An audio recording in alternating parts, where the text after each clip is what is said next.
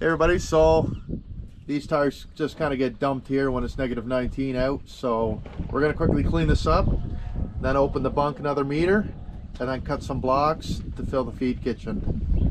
Here we go.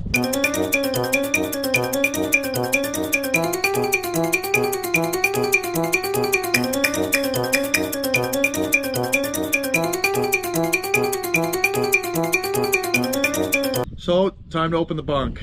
When it comes to bunks, we put a lot of effort into sealing this bunk up tight so that one, it can ferment good, and then once we start opening it up, we keep it sealed with tires so that we keep the oxygen out and keep the feed from molding.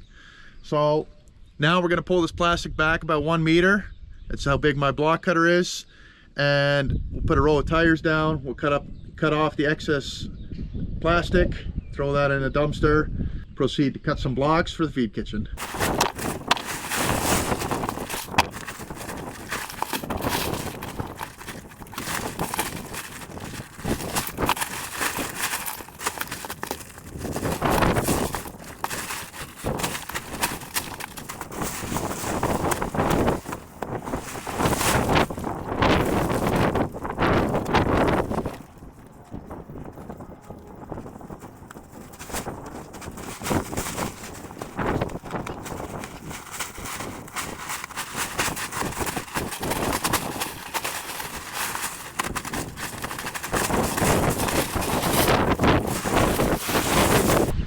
So, take a quick look at this feed.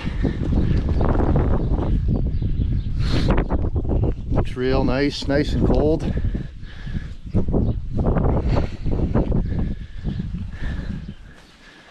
Beautiful stuff.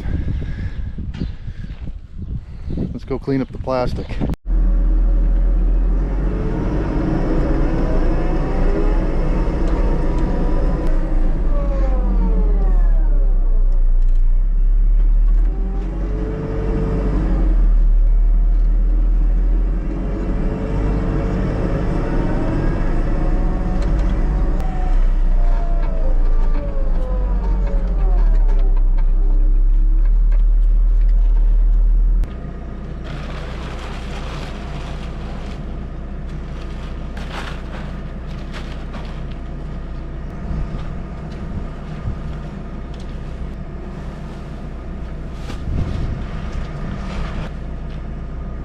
Brother had to take off with the payloader to go feed cows at the other farm.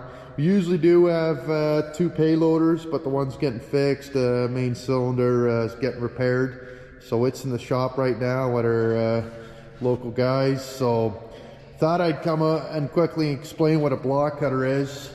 So if you're European, skip forwards.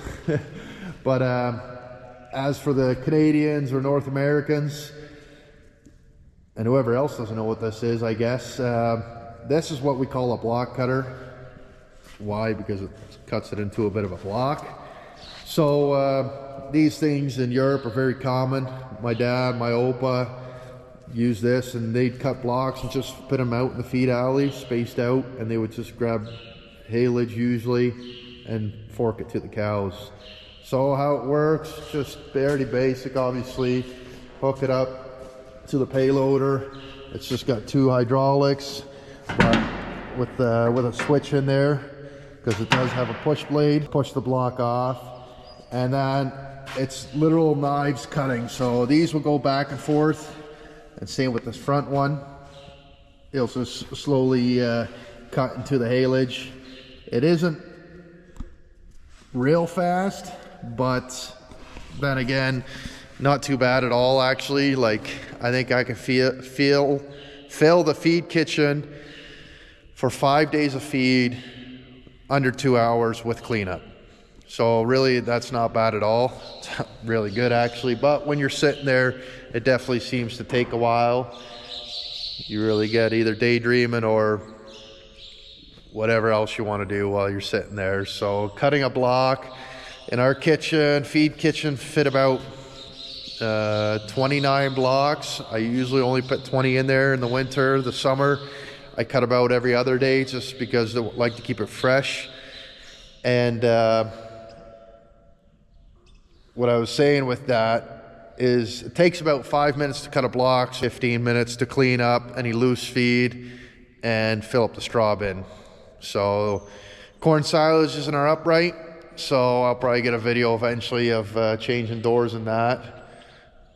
I don't mind it, I don't love it either, but especially this past winter it was a little cold.